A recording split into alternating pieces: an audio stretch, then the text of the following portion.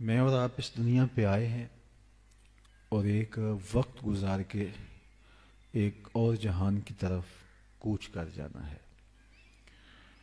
یہ دنیا 60 سال 70 سال 100 سال جتنا بھی مقسوم ہے، ہمارے لیے لکھا گیا وقت ہے، وہ ہم نے گزارنا ہے اور ایک ایسی زندگی کی طرف پلٹ جانا ہے جہاں کا نقطۂ انجام نہیں ہے۔ موت کو بھی موت آ جائے گی اور ایک ایسی زندگی شروع ہوگی جو کبھی نہ ختم ہونے والی ہے۔ یہ مختصر زندگی جو ہم گزار رہے ہیں اور یہ اطراف میں پھیلی ہوئی کائنات جو ہم دیکھ رہے ہیں، یہ ہمیں بہت بڑی لگ رہی ہے، لیکن آخرت کے مقابلے میں یہ زندگی اور یہ کائنات بہت مختصر ہے۔ جب بچہ شکم مادر میں ہوتا ہے تو وہ 3 پردوں میں ملفوف ہوتا ہے: جھلی کا پردہ، رحم مادر کا پردہ اور بطن مادر کا پردہ۔ لیکن اس کے باوجود جہاں اس کی ٹانگیں بھی سیدھی نہیں ہو پاتی، اس جہان کو وہ بڑا جہان سمجھتا ہے اور اس کے خیال میں یہ چیز ہوتی ہے کہ اس سے بڑا جہان تو ممکن ہی نہیں ہے۔ کنویں کے مینڈک کی طرح اس کو ہی بڑی کائنات سمجھ بیٹھتا ہے، لیکن جب وہ اس کائنات میں قدم رکھتا ہے اور کراں تا با کراں پھیلی ہوئی کائنات کو دیکھتا ہے تو اسے حیرت کا جھٹکا لگتا ہے کہ اتنی بڑی کائنات۔ لیکن جوں جوں اس کو اس دنیا کی سمجھ آنے لگتی ہے تو وہ ماضی کو بھولنا شروع ہو جاتا ہے۔ لیکن آج ہم تصور کر سکتے ہیں کہ ہم سب اس مختصر اور انتہائی چھوٹی کائنات کو ایک بڑا جہاں سمجھتے تھے، لیکن اب اس جہان کو ہم بڑا جہاں سمجھ بیٹھے۔ اس کے بعد ایک اور جہاں آنا ہے جو اس جہاں کے مقابلے میں اتنا بڑا ہے، اتنا وسعت مآب ہے اور اتنا طویل ہے کہ صرف اس کا جو پہلا دن ہے اس کے بارے میں قرآن نے کہا مقدارہ 50 الف سنہ، کہ اس کی مقدار 50,000 سال کے برابر ہوگی۔ 50 سال کے برابر نہیں، 50-100 سال کے برابر بھی نہیں، 50,000 سال کے برابر اس جہاں کا پہلا دن ہے۔ پھر اس کے بعد نہ ختم ہونے والی زندگی ہے۔ بلکہ حدیث پاک میں آتا ہے کہ جنت میں جنتیوں کو ایک کھٹکا سا ہوگا، خدشہ سا ہوگا کہ کہیں موت نہ آ جائے اور یہ سب لذتیں چھن نہ جائیں، اور جہنمیوں کو ایک موہوم سی امید ہوگی کہ کہیں موت آ جائے اور جان چھوٹ جائے۔ پھر مینڈے کی شکل میں حشر کے میدان میں موت کو لایا جائے گا اور جنتی جنت سے اور جہنمی جہنم سے یہ نظارہ دیکھ رہے ہوں گے، اور پھر موت کو ذبح کر دیا جائے گا۔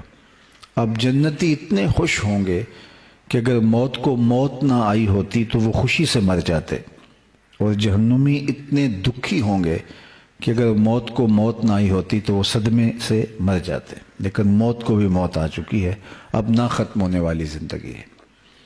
تو ہماری ایک شکم مادر کی زندگی ہے اور ایک یہ زندگی جو ہم گزار رہے ہیں، اور اس کے بعد ایک ایسی زندگی کہ جس کا نقطہ انجام نہیں ہے۔ اور یہ زندگی اس زندگی کے لیے ایک کمائی کا موسم کہہ لیجئے، بوائی کا موسم کہہ لیجئے، محنت اور مشقت کا زمانہ کہہ لیجئے۔ تو اس مختصر زندگی میں ہم نے اس زندگی کو کمانا ہے، اور وہ ہمیں اللہ تعالیٰ جل شانہ نے قوا دیے ہیں، ہوش و حواس عطا کیے ہیں، فہم و ادراک کا نور دیا ہے، اور ہماری ہدایت کے لیے کتابیں بھیجی ہیں، صحیفے اترے ہیں، پیغمبر نازل ہوئے ہیں، اور اللہ نے اس کائنات کو ہدایت کے بغیر ایک لمحہ بھی نہیں رکھا۔ اس کائنات کا پہلا انسان پہلا پیغمبر بھی ہے تاکہ انسان ہدایت سے کبھی محروم نہ رہے اور حجت نہ کر سکے کہ میرے تک ہدایت نہیں پہنچی۔ تو اب اس مختصر زندگی کو ہم نے اپنی آخرت کے لیے گزارنا ہے۔ اللہ کا شکر ہے میں اور آپ آخرت کا تصور رکھتے ہیں، اور وہی تصور جو ہمیں شریعت اسلامیہ نے دیا ہے، ورنہ دنیا کے اوپر 7-8 ارب بسنے والے انسانوں میں 17-18% لوگ ایسے ہیں جو آخرت کا تصور کیا مذہب سے ہی بیزار ہیں، اور بہت سارے لوگ ہیں کہ وہ آخرت کا تصور مبہم رکھتے ہیں. کئیوں کے ہاں آواگان کا تصور ہے، تناسخ کا تصور ہے اور مختلف تصورات ہیں. اور اللہ نے ہمیں معاد کا، آخرت کا واضح غیر مبہم تصور حضور علیہ السلام کی وساطت سے عطا کیا ہے. اور اگر آپ قرآن مجید کا مطالعہ کرتے ہیں تو جس قدر زور اس پہ دیا گیا ہے آخرت کے تصور پہ اور معاد پہ، تو شاید آپ کو کم ہی جو ہے وہ کسی اور چیز پہ ملے گا، کیونکہ اس پر انحصار ہے ہماری زندگی کو منظم کرنے کا. مجھے اور آپ کو جب مواخذے کا یقین ہوگا تو ہماری زندگی خود بخود منظم ہو جائے گی. اور کفار مکہ جو سب سے زیادہ الجھے ہیں وہ عقیدہ آخرت پہ الجھے ہیں. وہ الوہیت کے قائل تھے، الہ کے قائل تھے، لیکن بتوں کو شریک مانتے تھے، لیکن سرے سے منکر نہیں تھے. اسی طرح وہ رسالت کے منکر نہیں تھے، رسالت کے انتصاب کا انکار کرتے تھے. یعنی وہ یہ نہیں کہتے تھے کہ رسول نہیں ہوا کرتے، جس طرح کہ ایسے لوگ ہیں جو سرے سے اس کا انکار کرتے ہیں کہ یہ ممکن نہیں ہے. وہ رسولوں کا اقرار کرتے تھے لیکن حضور کے ساتھ رسالت کے انتصاب کا انکار کرتے تھے. لیکن تیسری چیز اس پر تو وہ ڈٹ کے کہتے تھے یہ ہو ہی نہیں سکتا کہ ہم مرنے کے بعد دوبارہ اٹھائے جائیں، یہ ممکن نہیں ہے. اور وہ کہتے ہیں یہ بات سمجھ میں نہیں آتی کہ جب ہم مر جائیں گے، ہڈیاں خاک میں مل جائیں گی، تو دوبارہ کیسے ہم اٹھائے جائیں گے. نضر بن حارث ایک کافر تھا، وہ ایک قبرستان سے گزر رہا تھا تو وہاں ایک بوسیدہ سی ہڈی اس کے ہاتھ لگی. اس نے اس کو اٹھایا تو وہ اتنی بھربھری تھی کہ وہ اس کے ہاتھ کے لمس سے ہی جو ہے وہ گرنے لگی. تو اس نے سمجھا کہ یہ تو میرے ہاتھ بہت بڑی دلیل آئی ہے، تو وہ اٹھا کے حضور کی خدمت میں آ گیا اور اس ہڈی کو ہاتھ میں لے کے توڑتا ہے. اس کے ریزے زمین پہ گرتے ہیں اور ساتھ کہتا ہے اس ہڈی کو کون زندہ کرے گا جو اتنی شکستہ ہو گئی ہے کہ میرے ہاتھ کے لمس کو بھی گوارا نہیں کر پا رہی. سورہ یاسین کا آخری رکوع ہے وَضَرَبَ لَنَا مَثَلًا وَنَسِیَ خَلْقَهُ. کہاوت بیان وہ کر رہا ہے جو اپنی تخلیق کو بھول گیا. اگر اسے یہ یاد ہوتا کہ میں کیسے پیدا ہوا تو یہ سوال ہی نہ بنتا، لیکن سوال اس لیے اس کے ذہن میں ابھرا کہ وہ خود فراموش ہے. وَضَرَبَ لَنَا مَثَلًا وَنَسِیَ خَلْقَهُ قَالَ مَن يُحْيِي الْعِظَامَ وَهِيَ رَمِيمٌ. کہتا ہے یہ ہڈی کون زندہ کرے گا جب یہ اتنی بوسیدہ ہو گئی ہے. اب اس کا جواب سنیے، استدلال قرآن کا دیکھیے. قل، اے محبوب فرما دیجئے، یحییھا الذی انشأھا اول مرہ وہو بکل خلق علیم. اسے فرما دیجئے کہ اب تو ہڈی موجود ہے، میٹیریل اور مادہ موجود ہے. جب ہڈی بھی نہیں تھی تو جس نے انسان کو بنا لیا تھا وہ ہڈی کو جوڑ کے بھی بنا لے گا. اب تو ٹوٹی ہے، آج تو اس کے ریزے بکھرے ہیں، لیکن وقت تھا کہ ہڈی بھی نہیں تھی، تو جب ہڈیاں بھی نہیں تھی تو اس نے انسان بنا لیا. تو اب تو ہڈیاں ہیں اور اس کو جوڑ کے بنانا ہے تو اس کے لیے کیا مشکل ہے. بلکہ وہ وقت تھا انسان پہ. هل اتى على الانسان حين من الدهر لم يكن شيئا مذكورا. اس کا ناک نقشہ بھی نہیں تھا، قابل ذکر شے ہی نہیں تھا، لیکن اس نے اسے وجود بخشا، تشخص دیا، اسے صورت دی، اس کو جمال بخشا، آنکھوں میں روشنی رکھی، کانوں میں شنوائی کی طاقتیں رکھی، زبان میں گویائی کی قوت رکھی، بولنا سکھایا، سوچنے سمجھنے کی صلاحیت دی، اٹھنے بیٹھنے کا انداز سکھایا، اس کے اعضاء کو توازن بخشا، حسن دیا، جوانی دی، اعتدال دیا، تسویہ فرمایا اس کا. تو کہا کہ یہ تو اس کا نقشہ تک نہیں تھا، میٹیریل اور مادہ تک نہیں تھا، تو اب تو ٹوٹی ہوئی ہڈیاں پڑی ہیں تو ان کو جوڑنا اس کے لیے کیا مشکل ہے. تو فرمایا کہ محبوب فرما دیجئے قل یحییھا الذی انشأھا اول مرہ وہو بکل خلق علیم. اسے فرما دو کہ ان ہڈیوں کو وہی زندہ کرے گا کہ جب ہڈیاں بھی نہیں تھی جس نے بنایا تھا، آج ہڈیوں کو جوڑ کے بھی بنا لے گا، اس کے لیے کوئی مشکل نہیں، اور وہ ہر تخلیق کو خوب جانتا ہے. تو معاد کا جو تصور ہے وہ ہماری زندگی کے اندر نظم پیدا کرتا ہے، اور یہ جتنا مضبوط ہوگا اس قدر زندگی خود بخود منظم ہوگی.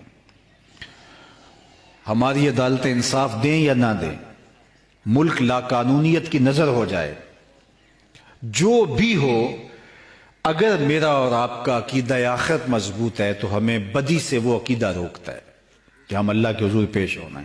وہ ایک عدالت ہے جو لگنی ہے، وہاں نہ جج بکے گا نہ گواہ کرائے کے ملیں گے، نہ انصافی کا تصور تک نہیں ہے، اور وہاں ترازو پورا پورا تولے گا۔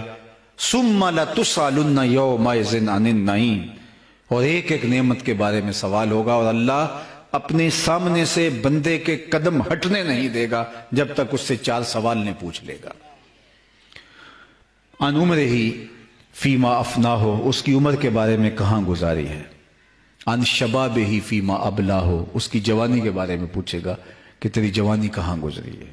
اس کے مال کے بارے میں 2 سوال ہوں گے، کمایا کہاں اور خرچ کہاں کیا۔ علم کے بارے میں پوچھا جائے گا، جو علم پڑھا اس پر عمل کہاں تک ہوا۔ تو وہ تو ایک عدالت ہے۔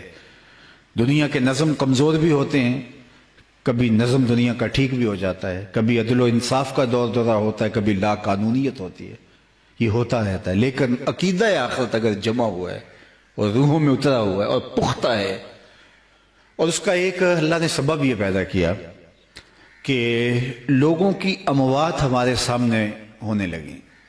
جس طرح پہاڑ ایک بار ہی پیدا ہو گئے تھے، آسمان یک بارگی تخلیق ہو گئے تھے، جتنا پانی اللہ نے تخلیق کرنا تھا ایک بار ہی تخلیق کر دیا، زمین ایک بار ہی بنا دی، تو جتنے لوگ بنائے جانے تھے وہ بھی اللہ ایک بار ہی بنا دیتا، اور جس طرح آسمانوں کو لپیٹا جائے گا اور زمین کو سمیٹا جائے گا، اس طرح قیامت میں سب لوگوں کو موت آ جاتی۔ تو ایسا بھی تو ہو سکتا تھا، لیکن اس نے ایسا نہیں کیا۔ لوگ پیدا بھی ہوتے ہیں اور ہم سے جدا بھی ہوتے ہیں، اور یہ وہ چیز ہے جو عقیدہ موت جو ہے اس کو تزلزل نہیں ہونے دیتی۔ اور آپ کو کتنے دھرم، مذہب، مسالک، الہامی، غیر الہامی مذاہب، دین ملیں گے، کوئی موت کا انکار کرتا دکھائی نہیں دے گا۔ حتیٰ کہ لوگ وجود باری کے منکر ہیں لیکن موت کا منکر کوئی نہیں، اس لیے کہ اپنی آنکھوں کے سامنے دیکھتے ہیں۔ موت ہے ہنگامہ آرا کلزم خاموش میں، ڈوب جاتے ہیں سفینے موج کی آغوش میں، اپنی آنکھوں کے سامنے ہم دیکھتے ہیں۔ اس لیے یہ اللہ نے ہمارے لیے ایک چیز رکھی ہوئی ہے، معاد کا انکار ہوتا ہے، موت کا انکار نہیں ہوتا۔ لیکن اگر موت بھی مخفی ہوتی، جس طرح ہم اپنی آنکھوں سے نہ دیکھ پاتے، تو معاد کی طرح لوگ موت کا بھی انکار کر دیتے۔ تو یہ چیز ہمیں منظم کرتی ہے کہ ہم نے ضرور اس دنیا سے چلے جانا ہے، یہاں بالآخر یہاں سے ہمارا کوچ ہونا ہے۔ اور دوسری بات اللہ نے یہ فرمائی کہ ہمارے لیے ہماری موت کے وقت کو مخفی رکھا، تاکہ ہر ساعت، ہر لمحہ ہم اس کی تیاری میں لگے رہیں، اور کسی وقت بھی پیغام اجل آ سکتا ہے، اور ہم جو ہے وہ جب بھی اس کا سندیسہ آئے، اس کا پیغام آئے، ہم اس وقت اپنے آپ کو تیار پائیں، چونکہ پھر ایک لمحہ بھی تقدم اور تاخر نہیں ہوگا۔ تو یہ ہماری سانسیں پگھلتی چلی جا رہی ہیں، لمحہ لمحہ ہم موت کے قریب ہو رہے ہیں۔ کتنے لوگ ہم سے بچھڑ گئے، اگر ہم ماضی کی یادداشتوں پہ زور دیں تو کتنے ہمارے اسکول میں ہمارے ساتھ پڑھنے والے، بچپن میں ہمارے ساتھ کھیلنے والے، کتنے لوگ جن سے کاروباری مراسم رہے، رشتہ داریاں تھیں، ہمسائیگی تھی، کتنے لوگ ہیں کہ ایک کائنات ہے اگر ہم اپنے ذہن پہ زور دیں۔ بعض اوقات کوئی شخص ملتا ہے تو اس کو دیکھ کے کوئی بندہ یاد آتا ہے، اور مدتیں ہوئی وہ اس دنیا سے چلا گیا، تو کتنے لوگ چلے گئے۔ اس طرح ہم بھی اسی ہجوم میں گم ہو جائیں گے، اور یہ وقت بہر صورت آنا ہے، اور موت ایک اٹل حقیقت ہے اور امر واقعہ ہے، اور جب آئے گی تو ایک لمحے کا تقدم اور تاخر نہیں ہوگا۔ تو جب یہ طے ہے اور ہم نے ایک ایسی عدالت میں پیش ہونا ہے، تو پھر مجھے اور آپ کو ہر لمحہ اپنے حساب کو بے باک رکھنا پڑے گا، اپنے معاملات کو طاق رکھنا پڑے گا، اور اس عدالت کی پیشی کے لیے ہمیں اپنی تیاری کرنا ہوگی۔ حضرت سری سختی رضی اللہ تعالیٰ عنہ جلیل القدر بزرگ گزرے ہیں، وہ فرماتے ہیں میں تو اس بات سے ڈرتا ہوں کہ اپنے رب کا سامنا ہی کیسے کروں گا، باقی باتیں تو بعد کی باتیں ہیں، حساب کھلیں گے، نامہ اعمال کھلے گا، میں تو اس بات سے خوف زدہ ہوں کہ سامنا کیسے کروں گا۔ اور علامہ اقبال علیہ رحمہ 2 قدم آگے بڑھ کے بات کر گئے، وہ کہتے ہیں میں تو اس بات سے ڈرتا ہوں قیامت کے دن رسول اللہ کا سامنا کیسے کروں گا۔ تو غنی از ہر دو عالم من فقیر، اللہ اکبر، کہتے ہیں اللہ تو غنی ہے اور میں فقیر ہوں، تو روز قیامت میرے اعمال کو نہ کھولا جائے، مجھے یوں ہی معاف کر دیا جائے، اور اگر میرا نامہ اعمال کھولنا ضروری ہوا تو میری یہ گزارش ہے از نگاہ مصطفیٰ پنہا بغیر، حضور کی نگاہوں سے میرا نامہ اعمال اوجھل رکھا جائے۔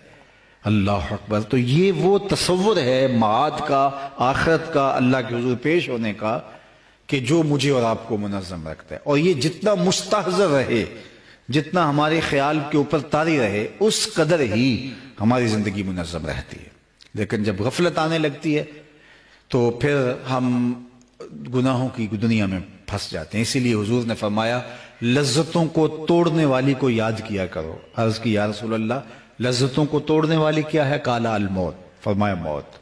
موت لذتوں کو توڑتی ہے، خواہشات کی بیخ کو نہیں کرتی ہے۔ تو یہ ایک تصور ہے جو ہمیں عطا کیا گیا، اور ہمارے سامنے ہمارے اپنے لوگ، ہمارے ہمسائے دوست، ان کے جنازے اٹھتے رہتے ہیں۔ حضرت یعقوب علیہ السلام اللہ کے جلیل القدر پیغمبر گزرے، انہوں نے اسرائیل سے عہد لیا ہوا تھا کہ میری روح قبض کرنے کے لیے اچانک نہیں آنا، پہلے کوئی قاصد بھیج دینا تاکہ میں موت کی تیاری کر لوں۔ تو انہوں نے وعدہ کر لیا، پیغمبروں سے وعدے ہو سکتے ہیں۔ تو ایک دن حضرت اسرائیل حاضر ہوئے تو پوچھا کیسے آنا ہوا؟ کہا قبض روح کے لیے آیا ہو۔ کہا تم نے تو وعدہ کیا تھا اچانک نہیں آؤں گا، پہلے کو قاصد بھیجوں گا، اور تم اچانک آ گئے۔ کہا حضرت میں نے تو قاصد بھیجے تھے۔ فرمایا میرے پاس تو کوئی نہیں آیا۔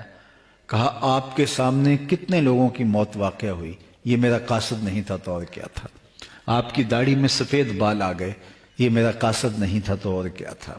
آپ کی کمر میں جب خم آتا ہے، یادداشت کھونے لگتی ہے، طبیعت میں اضمحلال پیدا ہونے لگتا ہے، چلتے ہوئے ٹھوکریں لگتی ہیں، بولتے ہوئے لکنت آنے لگتی ہے، نظر کم پڑنے لگتی ہے، تو سمجھ لو کہ پیغام موت آ گیا ہے، اور یہ تیزی کے ساتھ ہم موت کی طرف بڑھ رہے ہیں۔ حضرت عمر کا دربار لگا تھا، ایک شخص آیا اور اس نے گزرتے گزرتے آواز لگائی یا عمر لا تنسا موتک، عمر اپنی موت کو نہیں بھولنا۔ دربار سجائے بیٹھے ہو، موت کو بھی یاد رکھنا۔ اللہ اکبر۔ حضرت عمر نے اس کو بلایا، کہا اگر تو روزانہ گزرتے کیا جایا کرے تو میں تیرا شکر گزار ہوں گا۔ وہ روزانہ گزرتا اور کہتا عمر موت کو نہیں بھولنا، اور آپ اس کو بلا کر کے کچھ مشاہرہ بھی دیتے، کچھ خدمت بھی کر دیتے کہ تیری مہربانی۔ ایک دن وہ آیا، اس نے صدا لگائی تو فرمایا آج کے بعد نہیں آنا۔ اس نے کہا کوئی اور آنے لگا ہے؟ فرمایا نہیں۔ تذکیر موت کی ضرورت نہیں رہی؟ فرمایا نہیں۔ تو پھر مجھے کیوں چھٹی دی جا رہی ہے؟ تو جناب عمر روئے، اور یوں آپ نے اپنی داڑھی کو ہاتھ میں پکڑا اور دو بال الگ کیے، وہ سفید ہو چکے تھے۔ کہا میاں اب یہ دو بال میری داڑھی میں سفید آ گئے ہیں، اب تیرے آنے کی ضرورت نہیں، یہ مجھے خود ہی بتاتے رہیں گے، ہماری تو پوری داڑھی بھی سفید ہو جائے۔ میاں صاحب نے کہا تھا ہڈیاں کمبن گوڈے کھڑکن تے اڑ گیا لک تیرا، اجے بھی بدیوں باز نہ آئیں جیو مرد دلیرا، فما اصبرہم علی النار۔ اللہ فرماتا لوگوں کا آگ پر کتنا حوصلہ ہے، کتنی ڈٹائی سے کہہ دے اور دیکھ لیں گے۔ بلکہ ایک جملہ ہے، اور یہ جملہ جو ہے وہ سراسر جو ہے وہ کفریہ جملہ ہے، یہ جہاں مٹھا اگلا کس نے ڈٹا۔ حضرت شیخ عبد القادر جیلانی فرماتے ہیں جاؤ قبرستانوں میں جا کے دیکھو کیسے کیسے حسینوں کی مٹی خراب ہو رہی ہے، جو بدن پہ چٹکی مٹی نہیں پڑنے دیتے تھے، آج ان کے کفن بھی تار تار ہو گئے۔ اللہ اکبر۔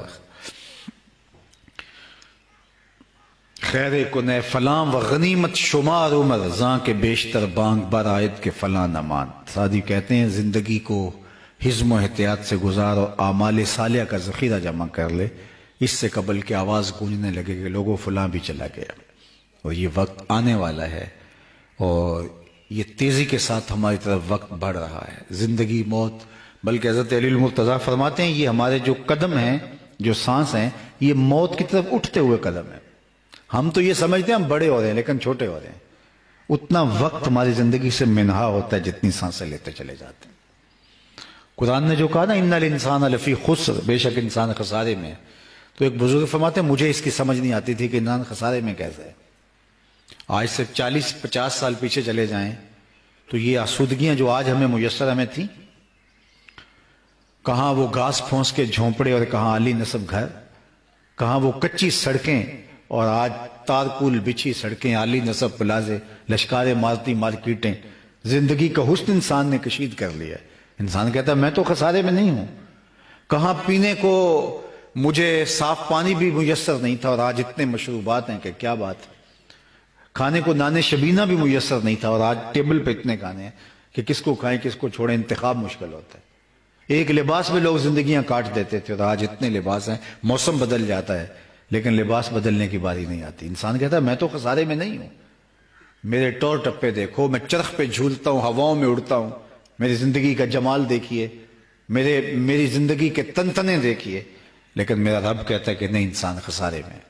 تو وہ کہتے مجھے سمجھ نہیں آتی تھی کہ انسان خسارے میں کیسے، انسان تو اوپر جا رہا ہے، اس نے کیا کیا ایجاد کر لیا۔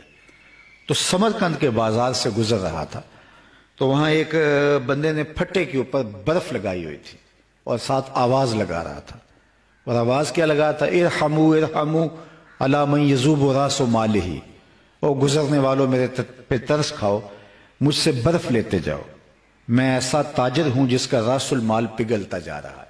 چونکہ برف ایک ایسا سودا ہے جو گاہک کا انتظار نہیں کرتا۔ آپ کوئی اور چیز بیچتے ہو، کپڑا بیچتے ہو، آج گاہک نہیں ہے، ہو سکتا کل 2 روپے اوپر چلا جائے۔ آپ پیٹرول بیچتے ہو سکتا 6 روپے اوپر چلا جائے، 10 روپے اوپر چلا جائے، آپ پڑے پڑے کروڑوں کے فائدے میں چلے جائیں۔ لیکن برف ایک ایسا سودا ہے، آج اگر گاہک نہیں آیا، آج تو کل مہنگی بھی ہوگی تو کل برف ہی نہیں ہوگی۔ تو وہ پھٹے پہ رکھ کے برف بیچ رہا تھا اور کہتا ہے لوگوں میرے پہ رحم کھاؤ، مجھ سے برف لیتے جاؤ، میں ایسا تاجر ہوں جس کا راس المال پگھلتا جا رہا ہے۔ جب اس نے آواز لگائی تو کہتا ہے مجھے سمجھ آ گئی، اور میں آگے بڑھا، میں نے کہا مجھے ان الانسان لفی خسر کا ترجمہ آج آیا ہے، اس کا مفہوم آج سمجھ میں ہے۔ جس طرح تیری برف پگھل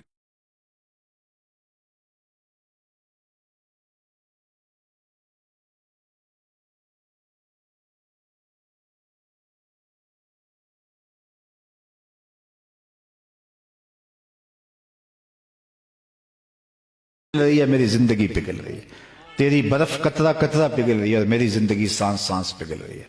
اور اگر تو اس برف کو آج بیچنے میں کامیاب ہو جاتا ہے، اس کے بدلے میں درہم، دینار، پارچہ جات، غلہ جات کچھ لے لیتا ہے، تو 4 آنے بچ جائیں گے، اور میں بھی ان کے بدلے سجدہ کر لیتا ہوں، قیام کر لیتا ہوں، درود پڑھ لیتا ہوں، کسی دکھی کے کام آ جاتا ہوں، تو یہ میری سانسیں کام آ جائیں گی، ورنہ یہ سانسیں تو سو کے بھی گزر جائیں گی اور آوارگی میں بھی گزر جائیں گی۔ تو یہ اللہ نے ہمیں جو مختصر زندگی دی ہے، اس زندگی کو ہم نے حزم و احتیاط سے گزارنا ہے، اور یہ کوئی بہت لمبی کہانی نہیں ہے، سمٹی ہوئی زندگی ہے۔ آج کل تو ویسے ہی حضور نے ارشاد فرمایا کہ میری امت کی عمریں 60-70 کے درمیان ہوں گی، اور بعض علاقوں کے اندر تو اور بھی سمٹ گئی عمریں، تو 60 سال بھی اگر آپ عمر لیتے ہیں تو اس میں سے تیسرا حصہ تو ہم سو کے گزارتے ہیں، 8 گھنٹے روز بھی سوئیں تو 60 سال میں سے 20 سال تو گزر گئی، 20 سال تو سو کے گزاری، باقی 40 سال بچے۔ 15 سال 14 سال یہ عدم بلوغت کی عمر ہے، جس پر کوئی پرسش نہیں، وہ بھی نکال دیجئے، باقی 25 سال رہے ہمارے پاس۔ روزانہ 1 گھنٹہ بھی واش روم میں مختلف اوقات میں لگائے تو 3 سال یہ نکل جاتے ہیں۔ میرے ایک دوست نے مجھے حساب نکال کے دکھایا کہ 17 سال بنتی ہے جو آپ کے پاس صافی عمر ہے۔ آپ بکرا یا جانور خریدتے ہیں قربانی پہ، تو کہتے ہیں یہ اس کو اگر تولیں تو یہ بیل جو ہے یہ 5 من کا ہے، لیکن صافی گوشت 3 من ہی نکلے گا، باقی انتڑیوں میں اور چیزوں میں نکل جائے گا۔ تو زندگی صافی جو ہے وہ 17 سال بچتی ہے، اگر 60 سال ہے بھی تو، ویسے تو ایک سانس کا نہیں پتا۔ تو ان 17 سالوں کو سنبھال کے گزارنا ہے، جس نے گزار دی وہ کامیاب ہو گیا، اور جو یہ 17 سال بھی سنبھال کے نہ گزار سکا وہ نامراد رہ گیا۔ اسی لیے حضرت داتا گنج بخش علی حجویری علیہ رحمہ کہ مرشد شیخ ابو الفضل الختلی فرماتے ہیں الدنیا یوم ولنا فیہا صوم، دنیا ایک دن ہے اور ہم روزہ رکھ کے گزار رہے ہیں، گزر جائے گی، چاہے جتنی بھی طویل ہوئی تو گزر جائے گی۔ تو میں اور آپ اپنی زندگی کو آخرت کے لیے گزارنا ہے، لیکن اس کا دوسرا پہلو بھی عرض کر دوں، اور وہ یہ، آخرت کے لیے زندگی گزارنے کا یہ معنی اور مطلب اور مفہوم یہ نہیں ہے کہ ہم ترک دنیا کریں۔ ہمارا دین ہمیں ترک دنیا کا درس نہیں دیتا، لا رہبانیت فی الاسلام، اسلام میں رہبانیت نہیں ہے۔ لیکن دوسرا پہلو اس کا یہ ہے، ترک دنیا کا درس بھی نہیں دیتا، لیکن غر کے دنیا کا درس بھی نہیں دیتا۔ ترک دنیا بھی نہ کرو اور غر کے دنیا بھی نہ ہو جاؤ۔ صوفیہ فرماتے ہیں ایسے رہو جس طرح کشتی پانی میں رہتی ہے، پانی میں رہتی ہے لیکن پانی کو اپنے اندر نہیں آنے دیتی۔ کشتی پانی میں رہے تو خود بھی تیرے گی اور اس کے اوپر جو سوار ہیں ان کو بھی ساحل مراد کرے گی، لیکن اگر پانی کشتی کے اندر آ گیا تو اس کو لے ڈوبے گا۔ کہا تم دنیا میں رہو، دنیا تمہارے اندر نہ رہے۔ اگر دنیا تمہارے اندر اتر آئی تو پھر کچھ باقی نہیں بچے گا۔ اب امام ابو نعیم الاصفہانی 4 صدی کے مجدد اور محدث ہیں، وہ فرماتے ہیں من نظر الی الدنیا نظر الحب اخرج اللہ تعالی من قلبہ نور الیقین والزہد۔ جب دنیا آپ کے اندر اتر آتی ہے تو پھر آپ کے دل سے زہد اور تقوی کا نور رخصت ہو جاتا ہے۔ پھر دنیا ہی دنیا ہو جاتی ہے. اور اسی دنیا کے بارے میں باہو نے کہا تھا ادی لانت دنیا ہوتے پوری دنیا دارا ہو. جب ہمارا اوڑھنا بچھونا دنیا ہو جاتا ہے، ہماری خواہش دین سے آگے چلی جاتی ہے، دین پیچھے رہ جاتا ہے، خواہشات آگے ہو جاتی ہیں، آرزویں آگے چلی جاتی ہیں، اور دین معاد آخرت سب کچھ تاکہ اپنا آپ بھی ہمارا پیچھے رہ جاتا ہے. ہم اپنی خواہش کے غلام بن جاتے ہیں، آرزوؤں کے نوکر بن جاتے ہیں، تو پھر سوائے بربادی کی اور کچھ نہیں ہے. تو اس مختصر زندگی کو اس طرح سے گزارنا ہے کہ اس زندگی کو اللہ اس کے رسول کے حکام کے دائرے اور سائے میں گزارنا ہے، تو ہماری دنیا بھی نہیں بگڑتی. ہم جو کھیتی بوتے ہیں اور اس میں جو چڑیاں آ کے چگ جاتی ہیں تو وہ بھی ہمارے نامہ اعمال میں صدقہ لکھا جاتا ہے. ہم جو اپنی بیوی کے منہ میں لا کے جو ہے وہ کوئی چیز برگر کھلا دیتے ہیں یا کچھ اور، ما وعدہ فی امرا فہی صدقہ، فرمایا جو تم جا کے اپنی بیوی کو دیتے ہو اس سے وہ خوش ہو جاتی ہے، تمہارے نامہ اعمال کے اندر وہ بھی صدقہ لکھا جاتا ہے. یہ تمہارا دین سراسر جو ہے وہ تمہاری تمام ضروریات کا کفیل ہے. تو دین کا مطلب یہ بھی نہیں ہے کہ ترک دنیا کر دیا جائے. 3 چیزیں فرمایا آدمی کی خوش بختی سے ہیں: اچھا مکان، الدار الواسع، کشادہ مکان. دوسری بات فرمائی کہ المرکب الحنی، کہ اچھی سواری، اور تیسرا فرمایا کہ المرأۃ الصالحہ، نیک بیوی. تو یہ دنیا کی چیز، اور دنیا فرمایا متاع ہے، اور اس کی بہترین متاع نیک اور صالحہ بیوی ہے. تو اسلام ترک دنیا کا درس تھوڑا دیتا ہے. اللہ کے محبوب علیہ السلام نے ایک صحابی کو دیکھا کہ وہ چوزے کی طرح کمزور ہے. حدیث میں اس کی کمزوری کو بیان کرنے کے لیے استعارتاً استعمال کیا گیا کہ وہ چوزے کی طرح کمزور ہے. تو فرمایا کہ تو اللہ سے کوئی دعا مانگی تھی؟ اس نے کہا جی میں نے اللہ سے دعا مانگی تھی، شاید وہ قبول ہو گئی. کیا دعا مانگی تھی؟ میں نے عرض کیا تھا مالک جو بھی دکھ تکلیفیں ہیں آخرت کے حصے کی بھی دنیا میں دے دے مجھے تاکہ میری آخرت صاف ہو جائے. تو مجھے بہت ساری بیماریاں، دکھ، اذیتیں اور تکلیفیں پہنچ رہی ہیں، شاید میری دعا قبول ہو گئی ہے. تو حضور علیہ السلام خوش نہیں ہوئے بلکہ فرمایا تو نے یہ کیوں کہا کہ آخرت کے حصے کی تکلیفیں دنیا پہ آ جائیں؟ تو نے یہ کیوں نہیں کہا ربنا آتنا فی الدنیا حسنۃ وفی الآخرۃ حسنۃ، اللہ مجھے اس جہاں میں بہتریاں دے دے، اس جہاں میں بہتریاں. تو ہمارا دین ایک بھرپور اور ایک زندہ اور ایک فعال دین ہے. انسانی فطرت کو ملحوظ رکھا گیا ہے اس دین کے اندر. تو اس لیے ہمارا دین پہ عمل کرنا ہمیں دنیا سے لا تعلق نہیں کرتا، لیکن وہ دنیا جو ہمارا اوڑھنا بچھونا بن جاتی ہے اور دین ثانوی حیثیت اختیار کر جاتا ہے تو پھر وہ سوائے بربادی کے اور کچھ نہیں. تو اس لیے یہ اٹھتے ہوئے جنازے، یہ پھیلی ہوئی قبریں، یہ ہم سے بچھڑتے ہوئے لوگ ہمیں جھنجھوڑ کے جاتے ہیں کہ میاں ہم سب کو چھوڑ کے دیکھو جا رہے ہیں اور ہمارے پیچھے تم بھی آنے والے ہو، قبل اس سے کہ وہ وقت آئے کوئی حجت نہ رہے اور ہم ہاتھ ملتے رہیں. کل کا پچھتاوا آج کا پچھتاوا اس سے بہتر ہے کہ ہم کل پچھتائیں. وقت پر کافی ہے قطرہ بھی آب خوش ہنگام کا، جل گیا جب کھیت برسا میں تو پھر کس کام کا. قیامت کے دن تو میں نے یہ بھی پڑھا ہے کہ نیکوکار بھی پچھتائیں گے. بدکاروں کا پچھتانا تو سمجھ میں آتا ہے، نیکوکار کیوں پچھتائیں گے؟ جب اپنے اچھے اعمال کی جزا دیکھیں گے تو پچھتائیں گے جو چند لمحے ضائع کر دیے وہ بھی کیوں ضائع کر دیے، وہ بھی اس کی یاد میں، اس کے ذکر میں، اس کی محبت میں گزارے ہوتے. بارگاہ عزدی میں دعا ہے کہ اللہ تعالی ہمارے ممدوح مرحوم و مغفور جناب خالد فاروق صاحب کو کروٹ کروٹ جنت کی بہاریں عطا فرمائے، ان کی فیملی کو صبر عطا کرے، اور ہم سب کو اپنی آخرت کے لیے بھرپور جد و جہد اور عملی تیاری کی توفیق دے. وآخر دعوانا ان الحمدللہ.